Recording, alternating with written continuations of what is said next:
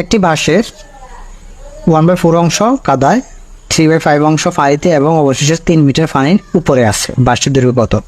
এগুলা যেহেতু সরলীকরণের অঙ্ক, তারপরে এগুলা সরল টাইপের, এগুলো আমি 2 নিয়মে করে দিব আপনাদেরকে। পরীক্ষা এগুলা কম সময় আপনি সলভ করতে পারবেন। আমি দেখা দিচ্ছি ভগ্নাংশের দিকে তাকাবেন। এখানে ভগ্নাংশ আছে, এখানে একটা, এখানে একটা। যখন 2টা ভগ্নাংশ থাকবে তখন আমরা এটা সব নিয়মে করে ফেলতে পারবো। একটা নিয়ম আছে, সেটা হচ্ছে জাস্ট আপনি ভগ্নাংশ যখন 2টা থাকবে এবং তখন আমরা জাস্ট করতে পারবো কি, দেখেন শর্টকাটে হরের লসাগু। হ্যাঁ, হরের লসাগু বের করলে আমাদের রেজাল্ট বের হয়ে যাবে। এখানে আছে 4, এখানে আছে 5। হ্যাঁ, 4 গুণ 5 সমান 20। এটা হবে আমাদের আনসারটা, রেজাল্ট হয়ে যাবে। ঠিক আছে, দেন আপনার যদি আমি এখন অ্যানালাইসিসে আপনাদেরকে দেখাই দিতে পারি। অ্যানালাইসিসে দেখাইলে অ্যানালাইসিসের সিস্টেমটা হয়, ধরেন এই দুইটা তো আছে, একটা অংশ হচ্ছে 1/4, একটা অংশ হচ্ছে 1/3। হ্যাঁ, তো এখন অবশেষে 3 মিটার ফারের উপরে আছে বাঁশের দৈর্ঘ্য কত? ধরুন আমরা দৈর্ঘ্য ধরলাম ক। ঠিক আছে, তো আপনার ভগ্নাংশগুলো কিন্তু যোগ হয়। ঠিক আছে, তো আমরা জাস্ট প্রশ্ন মতে সলভ করে ফেললে কী হয় আমি ছোটো করে দেখাই দিচ্ছি। প্রশ্ন মতে প্রথমে আপনার যে অংশ দৈর্ঘ্যটা ক, দেন এই দুইটা আর কি। হ্যাঁ, দুইটা মাইনাস হয়ে যাচ্ছে মূল অংশ থেকে। তাহলে আমাদের 1/4কে আমরা এভাবে লিখতে পারি ক/4। হ্যাঁ, আমি সংক্ষেপে দেখাচ্ছি। এখানে মাইনাস থাকার কারণে প্লাস এটা মাইনাস হয়ে যাবে। তারপরে আবার 3 আছে, 3 ক/5। হ্যাঁ, তারপরে এখানে আপনি যখন লসাগু নেবেন 4×5 20 লসাগু আসবে। দেন আপনার লসাগু করলে 20 ক, 5 ক মাইনাস 3 × 12 ক। হ্যাঁ, তো আপনার ডিরেক্টলি আমি দেখাই দিচ্ছি উপরে। তাহলে 20 থেকে আপনার এখানে এটা দুটো মাইনাস আছে, 12 হতে পারে 17 থেকে আপনার 20 গেলে 3। হ্যাঁ, তাহলে উপরে 3 ক, নিচে 20 ক। তার মানে যখন আপনি, তো এটার মান তো দেওয়া আছে কত, 3 মিটার। হ্যাঁ, এটা সমান 3 আর কি। হ্যাঁ, তো এটা সমানও 3।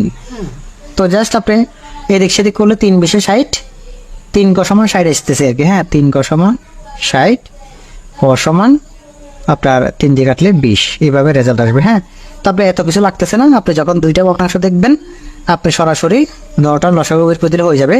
আপনার যদি পরবর্তীতে ভগ্নাংশ যদি আরও বেশি থাকে তখন অন্য একটা সিস্টেম আছে, সেটাও দেখা দিব। একটি খুঁটির 1/6 অংশ হচ্ছে 1/6 অংশ কাদায়, আবার হাফ অংশ পানিতে এবং বাকি অংশ পানির উপরে আছে। পানির উপরে অংশ দৈর্ঘ্য 2 মিটার হলে হ্যাঁ মোট বাঁশটির দৈর্ঘ্য কত? একই কথা, সেম সিস্টেম। আপনি 2 নিয়মে দেখাতে পারবো আমি।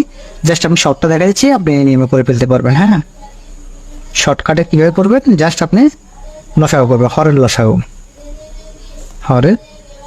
লসাগু করলে আপনার কত হবে? আপনাদের মান হচ্ছে কত? 2 আর 6 দেওয়া আছে। হ্যাঁ, তো 2 আর 6 লসাগু কিন্তু 6 হয়। হ্যাঁ, 2 কে 2, 3 দুগুণে 6, তাহলে 3 আর 2 এ 6 আমাদের আনসার। সো আপনি একই নিয়মে এটাও করতে পারবেন অ্যানালাইসিসে। হ্যাঁ, অ্যানালাইসিস আপনি এভাবে করতে পারবেন। ঠিক আছে, অ্যানালাইসিসটাও এখানে করতে পারবেন। আমি শর্টকাটে দেখা দিচ্ছি। কোনো ব্যক্তি সম্পত্তির 2/3 অংশ পুত্রকে 1/3 অংশ কন্যাকে দিলেন এবং কন্যা এত টাকা কম ফেলে সম্পত্তির মূল্য কত? এখন এখানে একটা জিনিস আপনি লক্ষ্য করেন, খুবই বুঝার একটা জিনিস আছে। সম্পত্তির তো অংশ 2টাই। হ্যাঁ, তো এখন এই 2টা থেকে আপনি এখন একটা কাজ করতে পারবেন। যেহেতু আমাদের ভগ্নাংশ 2টা থেকে শর্টে করা যায়, তাহলে আমরা প্রথমে 3 × 3। হ্যাঁ, এখানে তো আমরা লসাগু বের করবো শর্টকাটে। হ্যাঁ, এখানে একটা জিনিস মনে রাখবেন, তো 3 দিয়ে করলে আমাদের রেজাল্ট কিন্তু 3 আসতেছে, এখানে 3। হ্যাঁ, তো এখন একটা জিনিস লক্ষ্য করেন, এখানে কিন্তু ভগ্নাংশটা সমান, নিচেরটা হরটা সমান, ওগুলো কিন্তু অসমান ছিল। এই জাস্ট যখন আপনার সমান হবে, সমান হলে পরবর্তী অংশের সাথে গুণ, পরবর্তী অংশের সাথে গুণ, অংশের সাথে গুণ, এটা মনে রাখবেন, সাথে নুন হবে। তাহলে আমাদের রেজাল্ট কত আসতেছে? 3, আর এখানে মান দেওয়া আছে কত? 1500। তাহলে শর্ট, তাহলে 3 × 15 = 45। এটা হচ্ছে আমাদের আনসার। হ্যাঁ, দেন এক চাকরিজীবী মোট বেতনের 1/10 অংশ কাপড় ক্রয়ে, 1/3 অংশ খাদ্য পায় এবং 1/3 অংশ ভাড়ায় ব্যয় করেন, তবে আয়ের শতকরার কথা পরে আসতেছে। অবশিষ্ট অংশটা আমাদেরকে বাইর করতে হবে আগে। হ্যাঁ, তাহলে আমাদের এখানে 10 আছে, 1/3 আছে, 1/5 আছে, তিনটা আছে। যখন তিনটা থাকবে তখন আমরা শর্টকাট প্রয়োগ করতে পারবো না, যেহেতু তিনটা মান দেওয়া আছে।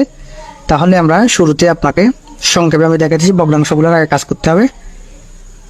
ধরেন এখানে দেওয়া আছে 1/10 প্লাস 1/3 প্লাস 1/5, ঠিক আছে। তা আমাদের এই যে লসাগু আসতেছে কত, 10, 3, 5-এর লসাগু হবে 30। তো 30 দিয়ে যখন আপনি করবেন, 10 দিয়ে বললে 3 আসতেছে, 10 আসতেছে, 5 দিয়ে বললে 5, 6, 30। তো সমান সমান আমরা এখানে দেখি, এখান থেকে করে সমান সমান হবে। তাহলে 10 যায় 16, 16 3 19, 30/19। এখন এটা হচ্ছে মূল অংশ। তাহলে অবশিষ্ট অংশ, বাকি অংশ বের করার সিস্টেম তো মানে আপনাদের আগের ক্লাসে দেখা দিছি। বাকি অংশ বের করবে মানে আমরা যে বলি 1 - 30 না, 19/30 আছে না, তো এটা ডাইরেক্ট করা যায়, মানে ডিরেক্টলি করা যাবে। আপনার 30 থেকে 19 বিয়োগ করে দেবেন, 11, 30, এটার মান কিন্তু এটা আসবে। হ্যাঁ, তো এখন এতটুকু বের করার পরে জাস্ট আমাদের কত পাইছে, 11/30। এখন এটা শতকরা আমাদেরকে বলছে কত, শতকরা কত। তাহলে আমরা শতকরা হিসাবটা 100 দিয়ে গুণ করে দিব, ঠিক আছে। 11/30 on 100। তো আমার শূন্য একটা চলে গেছে, নাকি পড়েছে 110, নিচে 3। তারপরে ভাগ করলে 110কে ভাগ করলে কত হবে, 3 × 9, এখানে 2 আসতেছে 20, 3, 6, 18। তাহলে 18 হলে 2 নামতেছে। তাহলে আমাদের রেজাল্ট আসবে আপনার 36 সমস্ত 2/3। হ্যাঁ, 36 সমস্ত 3/2 হচ্ছে আমাদের রেজাল্ট। এটা শর্ট করে ভাবে দেখা যাবে। দেন খুবই গুরুত্বপূর্ণ একটা অঙ্ক আছে, কত টাকায় 7/9 অংশ 700 টাকা 9/10 অংশের সমান। খুবই গুরুত্বপূর্ণ অঙ্কগুলা। কত টাকা মানে ইচ্ছা ধরেন ক টাকা ধরলাম জানার জন্য, ক টাকার এত অংশ গুণ 7/9, বুঝেন। অংশ সমান 700 টাকার এত অংশের সমান 700 গুণ 9/10, মানে এই প্রশ্ন আমাদের কথা হচ্ছে এটা। তো আমরা এটাকে ডিরেক্টলি লিখতে পারি, আপনার 7 দিয়ে গুণ করলে 7 × নিচে 9, এটা দিয়ে এটাকে আমরা কেটে দিলে উপরে আসবে 0, 7 নং 63। হ্যাঁ, তাহলে 630। তো আমাদের 7 কটা রাখলে 630 গুণ 9, ঠিক আছে। তো আমরা সুতরাং কটা রাখলাম, কটা রেখে এখানে নিচে 7 দিয়ে দিলাম। তাহলে আপনার 7 নং 63, তাহলে 90 হচ্ছে। হ্যাঁ, তাহলে 90 গুণ 9, 9 নং 81, 0, তাহলে 810 আমাদের আনসার।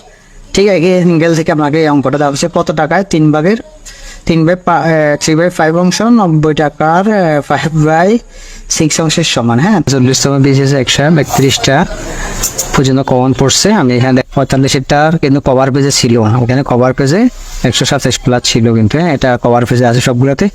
আর প্রাইমারিতে জানেনি, এগুলো আমি ভিডিও সহ দিয়েছি, আপনারা দেখেছেন।